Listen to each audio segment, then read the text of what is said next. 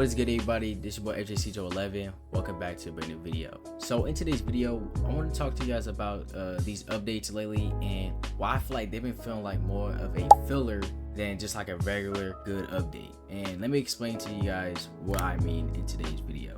Okay, so first things first, what I've noticed about Pixel 3 and their updates lately is that they slowly are continuing to lack of a lot of like content, meaning that there's really not much to do in the game besides completing events which are overused. Like for example, the Pixel event and the lock and load event. We've seen these events 3 times now, 3 times give or take, and it gets to a point. It's like when they first did the lock and load and also the Pixel like they were actually good, like they were really good concepts, although they were similar to some of the events, but it was still actually pretty good. Now the thing is about these events is that the third time they released it, it's subtly boring, it's not good. And for the Pixel what I have to say about that one is that the Pixel for some reason, like now you have to get wins in order to get rolls, which I don't know why they changed it from kills, because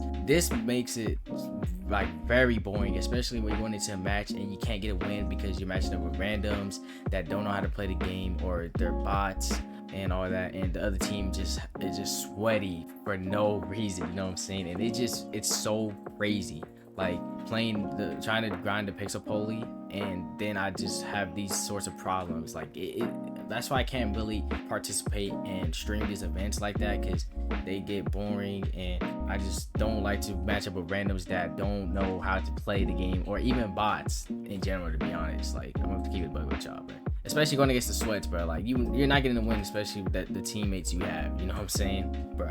It's so ridiculous, man, for real. Also, another thing I've also noticed, like the lock and load event, like it was cool, but it was still kind of like boring, making the event a little bit mid. Because I mean, we're pretty much grinding for the same stuff, but they literally put like the armor behind the paywall, I think, and the skin like for free. But yeah, pretty much the whole set was pretty much behind a paywall, and unfortunately, if you wanted to get those, you had to have purchased the Pixel Pass, or not the Pixel Pass, I mean the event pass. My fault. Yeah, bro, it's like I don't know, man. I don't know. Like going back to the Pixel like the PBX assault rifle is not a bad weapon. I think you should definitely get it for like a collection, but honestly, it's really not that worth grinding, especially that you have to win the games. It's like, come on, bro. Like, you know what I'm saying? It just don't make no sense at all. And looking at like these updates for the past couple of months, like I haven't really seen that much new content, to be honest, because like I said, most of these events pretty much have the same layout, the same formatting. So basically, like you're pretty much getting the same every single update, especially when we got lock and load and Pixel like I said, 3 times. And yeah, like there's no like new content, just reused content every single update. Like there hasn't been any major feature happening.